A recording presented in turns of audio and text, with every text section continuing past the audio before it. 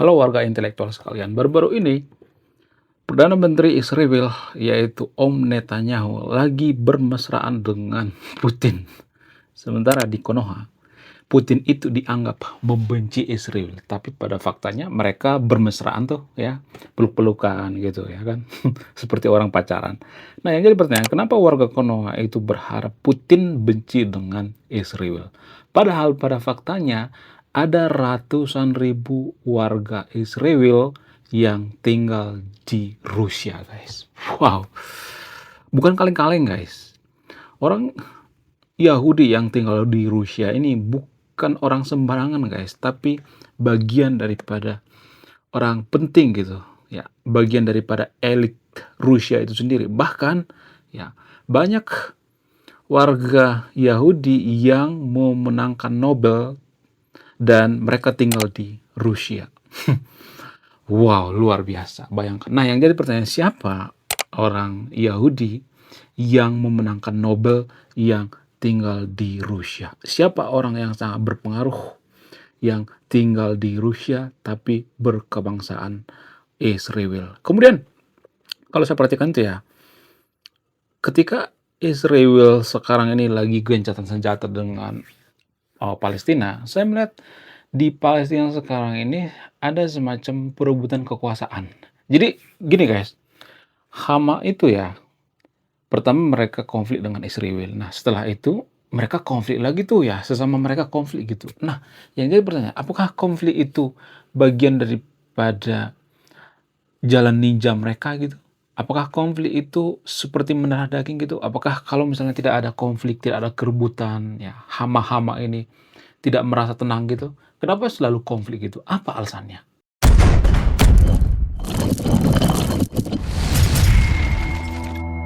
Secara geopolitik, Om Netanyahu menyadari bahwa bersahabat dengan Amerika dan Rusia itu punya keuntungan yang sangat besar sekali ya. Kita ambil contoh misalnya, bersahabat dengan Amerika itu mereka dibantu teknologi, dibantu diplomasi, banyak banget ya bantuan daripada Amerika terhadap Israel. Kemudian begitu juga dengan Rusia. Rusia juga banyak kok membantu Israel, walaupun ya sebagian mereka itu ya berkoar-koar, saya benci Israel, nggak, pada faktanya saya melihat banyak kok bantuan daripada Rusia ke Israel. Nah, yang jadi pertanyaan, kenapa Israel ini main cantik ya? Kalau saya perhatikan itu main cantik. Antara Rusia dengan Amerika itu kan nggak terlalu akur ya. Lalu Israel memanfaatkan, ya mereka berteman dengan Amerika, ya mereka juga berteman dengan Rusia.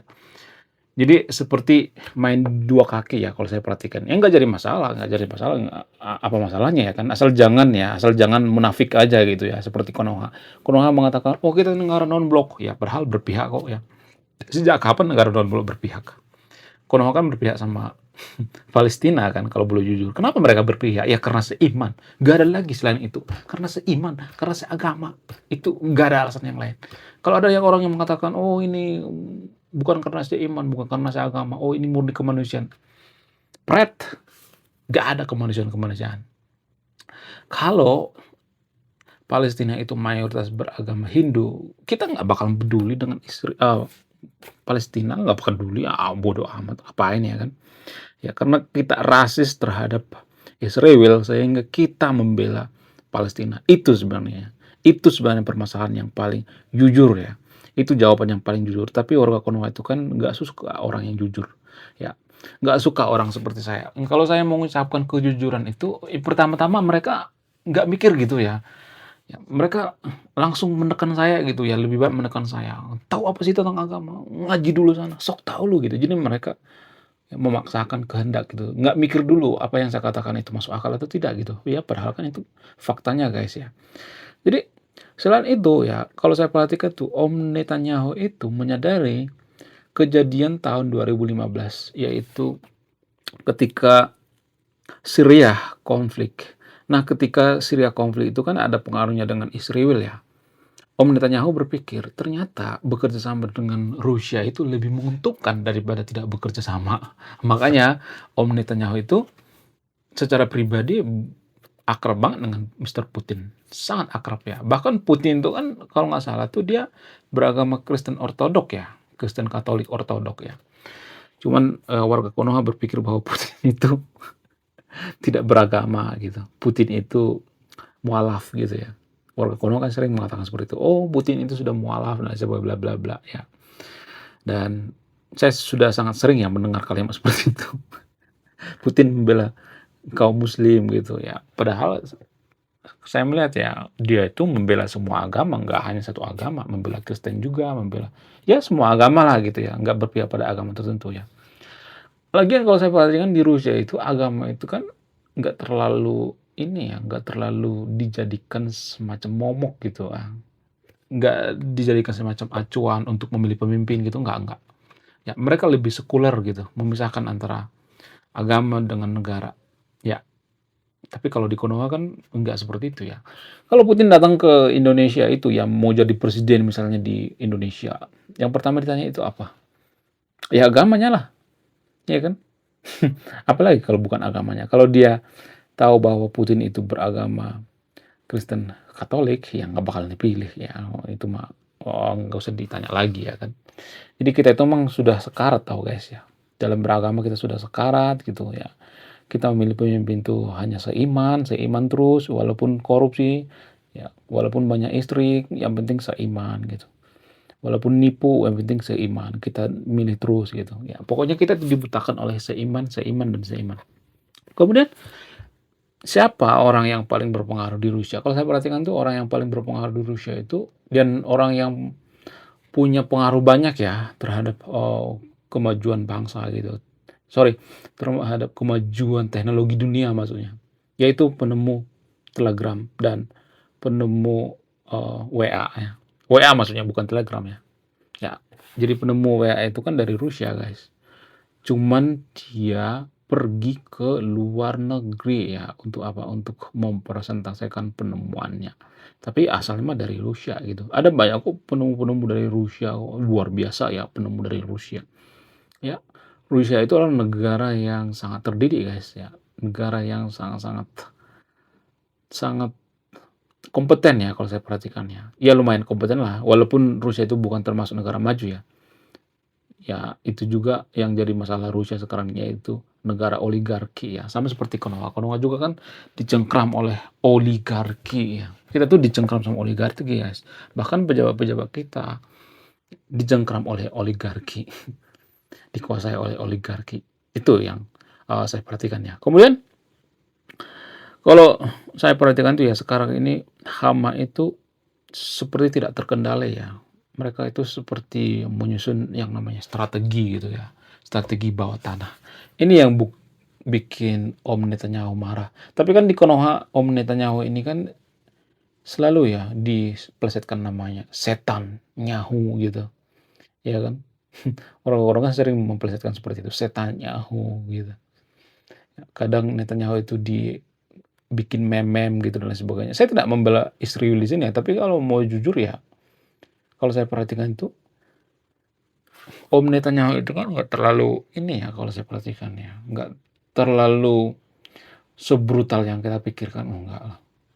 Bahkan Om Netanyahu itu kalau misalnya menyerang Palestina itu kan kalau kita perhatikan tuh, dia kan bikin aba-aba. Nggak ada tuh ya sejarahnya misalnya nih ya, menyerang negara lain kita bikin aba-aba. Kita mau menyerang ya, kita mau menyerang ya. Nggak ada tuh ya. Cuman kenapa di Palestina itu banyak korban wanita, korban anak kecil, saya harus mengakui itu ya, korban warga sipil.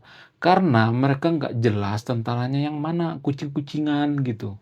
Cuman warga Konoha nggak bisa paham hal seperti ini. Kalau Israel kan jelas ya tentaranya pakai baju seragam gitu. Tapi kan warga Palestina kan nggak ngerti di mana masyarakat sipil, mana tentaranya gitu. Kucing-kucingan gitu.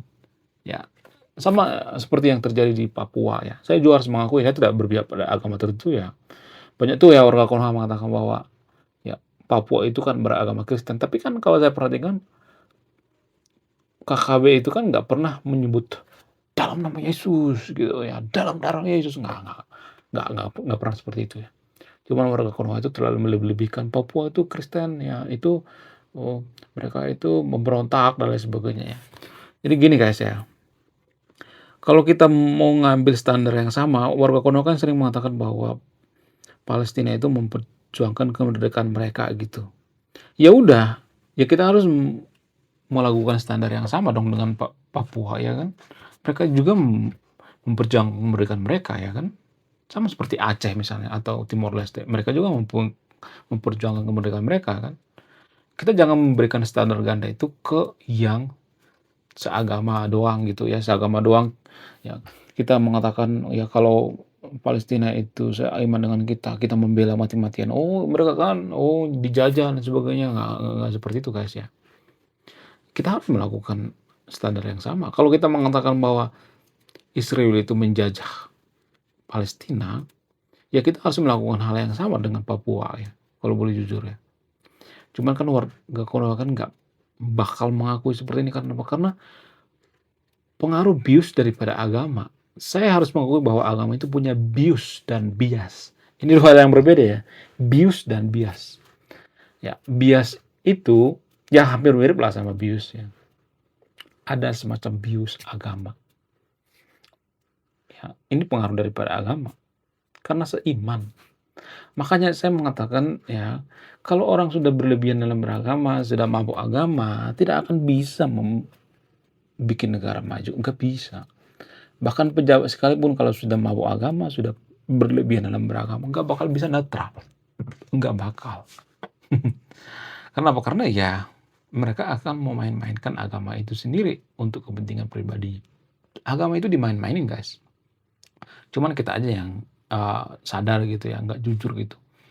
Ya, banyak kok pemuka agama di Konoha memain-mainkan agama gitu untuk kepentingan pribadinya, ya untuk merayu cewek gitu. Banyak tuh yang baru-baru ini viral tuh, Habib Bahar menelantarkan istri sirinya.